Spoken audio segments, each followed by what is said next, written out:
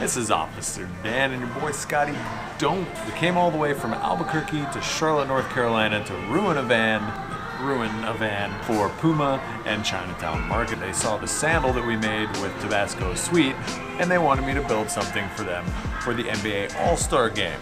I actually used to want to be the first NBA player to be an astronaut when I was a kid. So I guess this is a dream come true, halfway, working kind of with the NBA and Puma. Long story short, they approached me just last week and said, hey, do you want to actually do this? And I said, hey, all right, we can do this. Do you have a van? No. Do you have a place to work on the van? No. Do you have any basketball goals? No. Do you have anything? No. So that's where Scotty and I came in. I sourced a couple of vans on Craigslist, so I had some prospects when we actually got here. We flew out Friday. This is day 0.5. We got in around noon, we grabbed our rental car, and we headed off to buy the van. My dad lent Scotty some luggage because he didn't have any. It's from 1984. It's already broken and it barely rolls as is, which is kind of funny. But that's alright. So we're just waiting on our rental truck and then we're gonna go check out this van. It's fantastic. So we just arrived where we're picking up the van. This guy makes drums and dragons apparently. But yeah, this is gonna be our art project for this weekend. It's only slightly rusted in some places. Apparently this car used to be from Albuquerque too, so that's even more weird.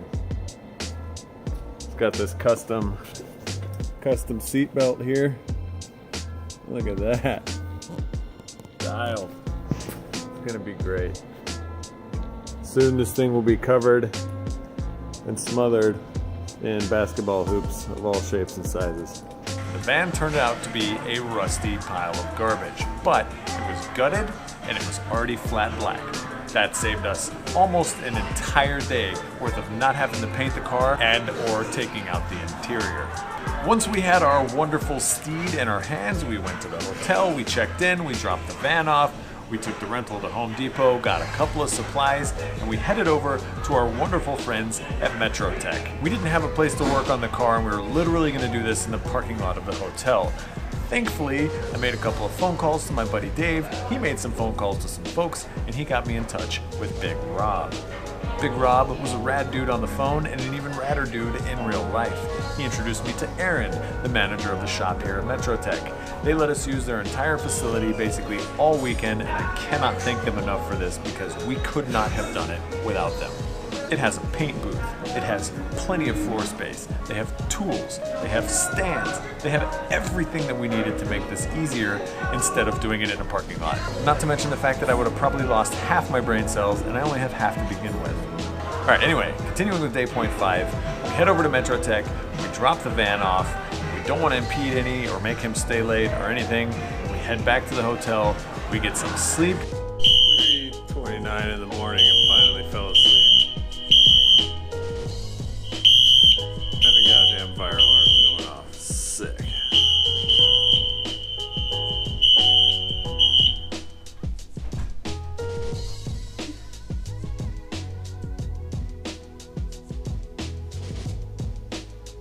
This is why we can't have nice things. Both of us are up at 6:30, we have breakfast, we're out at Home Depot by 7:30. I think we hit like 8 Walmarts in a row trying to find these basketball goals. We had one that came with the van, we had 6 really small and medium ones that came from Amazon that I had shipped previous in the week. Big thanks to Jessica Alba, the real one, for helping us out. Good friend of Dave. She actually allowed us to ship the packages to her house. We went and got those, we came back, and we made magic happen. As soon as we got back to Metro Tech, I started painting all of the backboards white. My goal was to make all the backboards white, put a sticker on, and then paint them black, flat black. Peel the sticker off, have the white logo going through. I know it would have been a lot easier to just stick some vinyl over the top, but I wanted these things to kind of feel authentic. And this is my art project, so whatever. I laid down all my coats of white paint in a paint booth, and I didn't even lose any brain cells. It was fan-freaking-tastic. As soon as I was done doing that, we started tackling the interior of the car. we needed to make some changes as it was shady AF. Everything was held on by duct tape and self-tappers. We got rid of all of that. We took all of the silver insulation paneling off. I actually spray tacked it down, put it up onto the roof. It looked 1,000 times better sans duct tape. We wanted to install some ball racks as well. We needed to take 32 Chinatown Market balls and line them on the sides of the inside of the van. So we took all the measurements we needed to take and we made another trip to Home Depot. After spending a couple hours in Home Depot, finding every single thing that we needed, we came across some wood floor laminate that looked similar to NBA flooring. Epiphany, let's line the bottom of the van with crappy 88-cent a square foot laminate flooring and make it look like a ball court. We took the old carpet out, I laid it over the mat, I traced it around, I cut it out with a razor blade, and it fit right in. Made a few adjustments, and boom, this is the best thing that we possibly could have done to the inside of this van. It changed everything. Once the flooring was in, it was time to tackle the racks. Racks on racks on racks. We did some measuring, we put the brackets up, and we used conduit piping to actually run across for the balls to sit in while it's sitting there. It's gonna hold literally 32 balls. It's gonna look amazing once those things are in there. Our second goal for the interior of the car is lighting, of course. We took LED strips and we ran it along the inside of the piping on top and bottom to make it look like the balls were kind of glowing around the bottom of them. Plus it just adds to the mood, if you know what I'm saying. We got a good idea of where the racks were gonna go, how long they needed to be, and how we were gonna mount them. We had an idea of how much lighting we needed, and we saved that for Sunday because we were tired AF and it was already 9:30 p.m. So we headed back to the hotel and crashed the hell out. It's now Sunday around 9-ish. We ate breakfast at the hotel.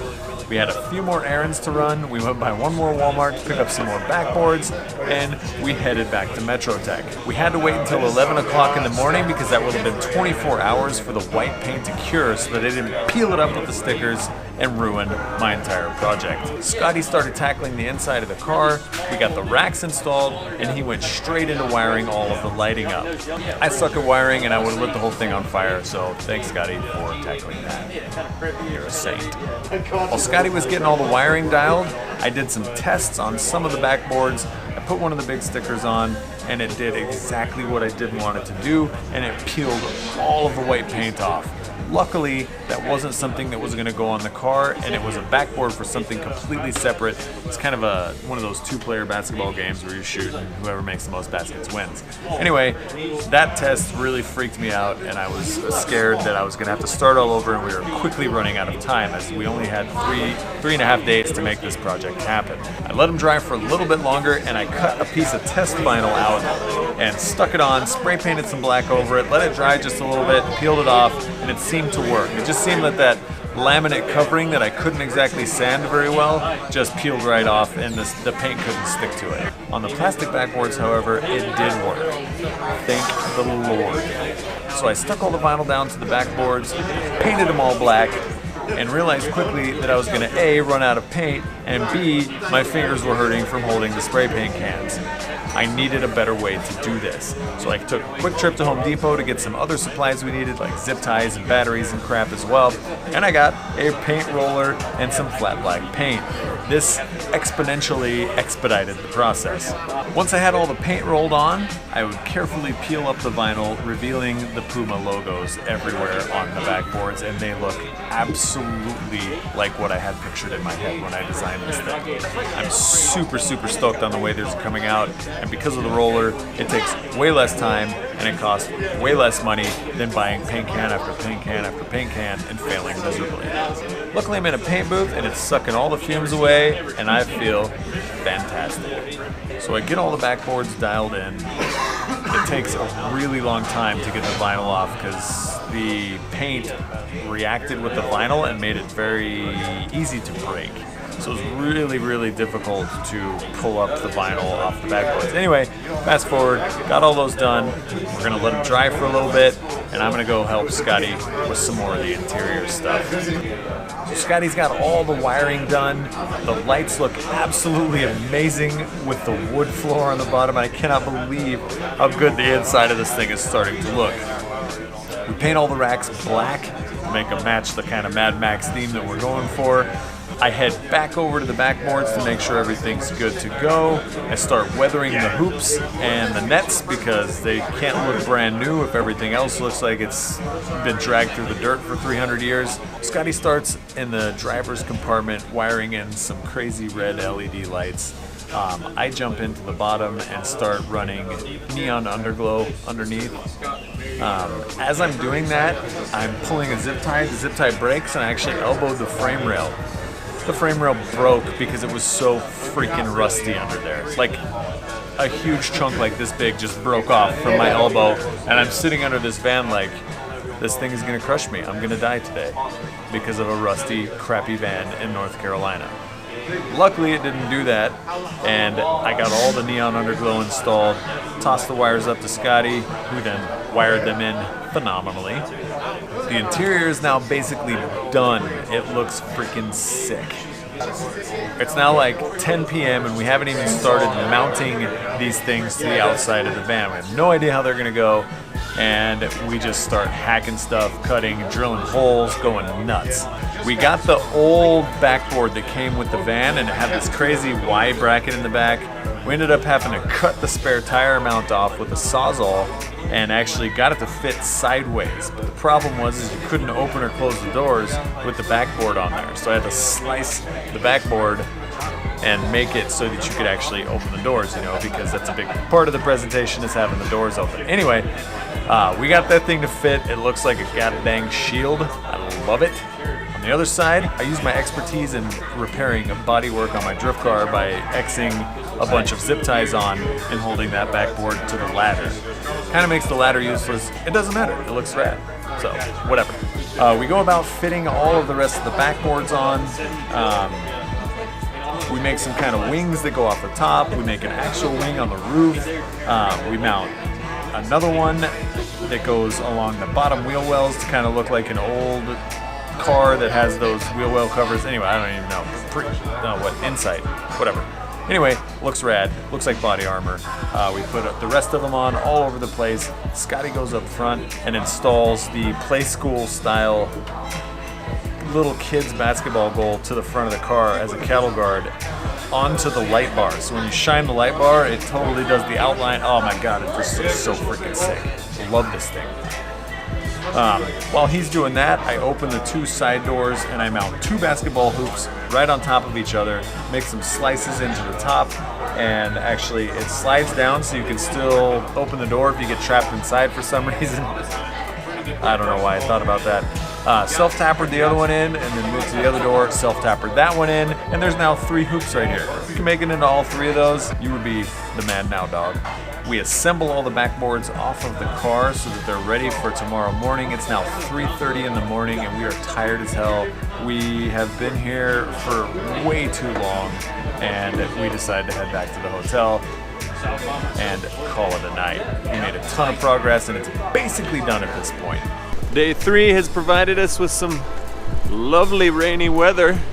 We have to pull the van out and reassemble it in this rain. Really hope the paint holds up. That would be cool. But yeah, thanks North Carolina. We appreciate the kind gesture. Off to the shop.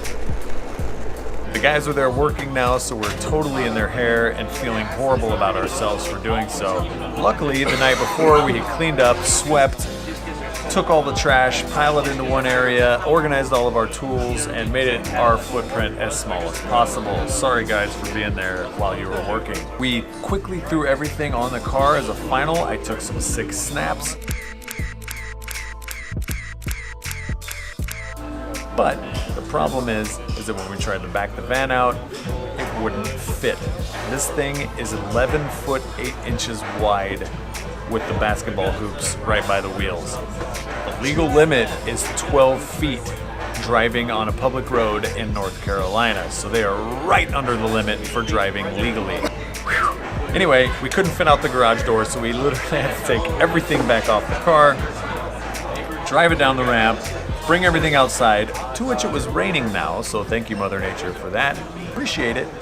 and we reinstalled everything on the car in its final form. Once everything was tightened down and looking freaking sick, we took it on a quick spin to make sure that everything wasn't going to fall off, and this thing looks Mad Max AF. I can't believe how good this thing turned out for how little we had when we started and what little planning we had to get it going in the first place. I took it around the corner, did some dank outdoor shots with it. We took a self-portrait with it. Me and Scotty killed it on this one. We're really pumped. So we button everything up, we say our goodbyes. Again, huge thanks to Big Rob and Aaron from Metrotech for letting us use their facility. You guys were a godsend. We literally could not have done this without you. Scotty freaking killed it with everything he did. I'm so glad that he's there because I could not have done this alone. We packed up all of our crap. I gave them a bunch of stuff we had to order from Amazon because we couldn't fit it in our luggage, but whatever. And we headed off to the airport, which is where I sit now because I screwed up the audio so bad trying to record this stuff earlier. But that's alright. Life happens. This was a really rad project. If Chinatown Market and or Puma ever need a dude to ruin a car again, Officer Dan and Scotty are on it. We'll catch you on the flip side. Officer Dan, out.